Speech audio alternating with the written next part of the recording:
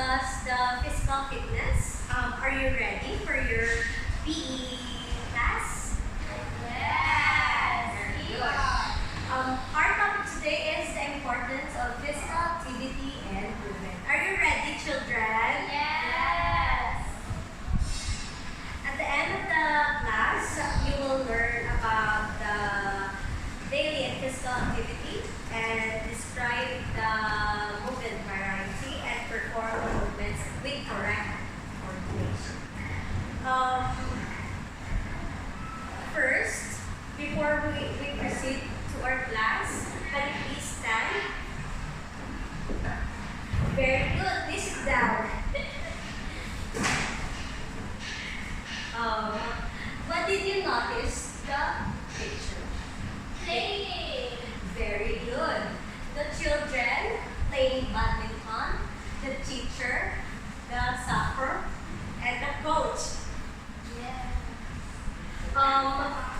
Being able to daily tasks without getting tired. Like today, I'm teaching you. I'm not tired.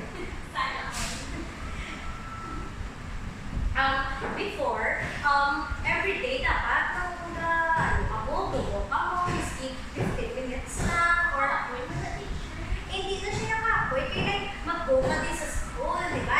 Doon ka sa imong parents, sa imong mama. Di mag-go ka din magsaka pa sa imong classroom. Ano na na-call na siya mga activities sa imong body for everyday lives, di ba? Kaya go ka ba din magsaka sa classroom?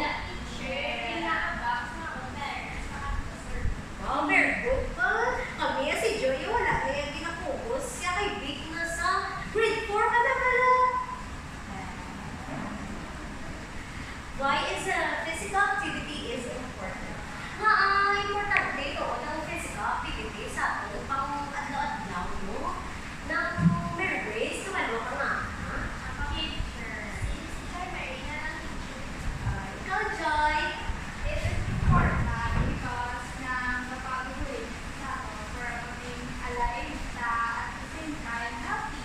Very good. This is your prize. Beautiful. Now, it's true na kailangan na siya sa atong body because we need different types of activity in our daily needs because para ma-motivate ka na mag-go ka sa school and maka-safety ka at maging healthier ang iyong lifestyle kay kait ka sa likod na mga healthy tapos gabo ka man hindi galit ka volleyball ka soccer ka.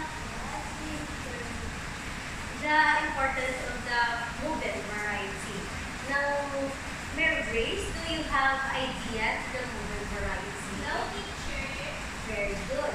The movement variety means different types of movement exercise. Like the stretch ka na, mag-bugtaw ka in the morning, gamuamo ka na. Then, tapos unless ka mag-swimming. Ka-swimming class mga baklas. Yes. Di ba? At least na mag-swim ka, exercise na lang, ka-stretch ka danay. The regular exercise or everyday nilakad ka or the stretch ka sa iyong body, maka-enhance na class sa mood, bali, mas maka-better na sa energy mo, maging happy ka, maging relax ka. And the physical activity boosts the cognitive function and memory. Maano ka na class kung may alansiran, umupi ng nakalur, kung nawala ng nakakalipatan, okay lang. Okay. The different type of exercise. Ang mga class, ang badminton, ang running, ang swimming, ang cycling to improve ang imong cardio endurance. And also, it's strengthen your training, including weightlifting, arap lang ang wako. Kailangan si Bidilin Diaz, kay siya na nagdao, kayo, ideal sa isang muscle mass. And flexibility exercise sa yoga. Ako na class, after class, kung ikaw matapos ko ng ginaklasip sa iyo, pag-prepare ko na tanan, kay yoga, class, kay para hindi ko para makabanding mo sa akong friends kag makabalance nisa sa exercise kay maka-reduce nisa sa fitness kag maka-prevent falls. Tips for staying motivated to the exercise or physical activity.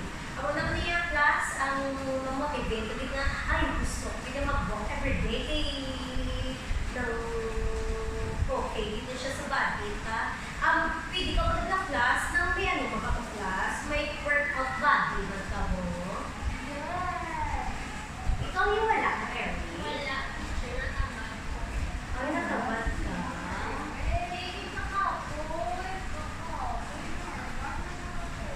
Okay, class. Kung makapakita ka lang sa workout body mo, keep your accountability or para walang imo nga exercise, enjoyable din siya nang makapakita mo food variance kay joy food siya. Si Mary, yung matamad na na Mary, kito ko wala output. Hindi kuya. Dapat gusto niya ito pa very coquette lang. Kay pretty ka, diba? Very good ba? Mix up your routine with different exercises to prevent boredom. Para kung ma-bored ka wala, prevent Teacher, wala na ko makabuti pero yung nasa may basic sa akong cellphone. o hindi ka wala healthy, Mary, a lesson na dapat balance. Common exercise. The benefit is moderate the exercise a few times a week is sufficient. It builds muscle and boosts metabolism. Hindi ka natasig magtambok class para yung teacher na tambok. Ay wala sa teacher na exercise. Tapos Teacher, wala na akong exercise kasi sleep lang ko. na-sleep ka. Pero dapat ang iyong sleep is 8 hours daily. Ito more, dahil may teacher. Yes, masakit yung body. May ano para sa ano, It's not healthy always to use medicine. Yes. Diba? Exercise safety. Always warm up before and cool down after workout to prevent injuries. Like kung mag-swim ka, di ba class? Kung before may swimming class kami sa ako, PE major. Swimming kami before stretching kami, stretching. Ay kung matamad ka, kamulitig ka lang naglumbag sa swimming pool na wala ka pa-exercise, sakit ka sa kamot, sakit sa lawas, sakit sa legs. Listen to your body to avoid over-exertion. Ang ang ginagawa ko nga dapat listen sa your body to prevent ka ng sakit, ng makatake ka din sa immune. Thank you for attention. Before we enter class, we have activity. Can you please stand? The activity ng maroaming around kung maka-isto-isto kung para mas makatibo sa wala. First, it's running into a place. Tingnan ba? Big arm stretch. Dapat yung mga pumilang na Then, bending to the sides. And the fourth is simple dance. Si Mary, sagad-sagad, kaya mag-dance yan. Si John, very good man.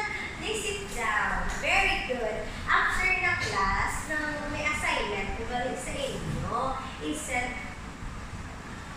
ko lang sa inyo ang assignment sa inyong parents kay para ma-answeran nyo na okay lang sa inyo. Yes, teacher. Tapos, okay, let's pray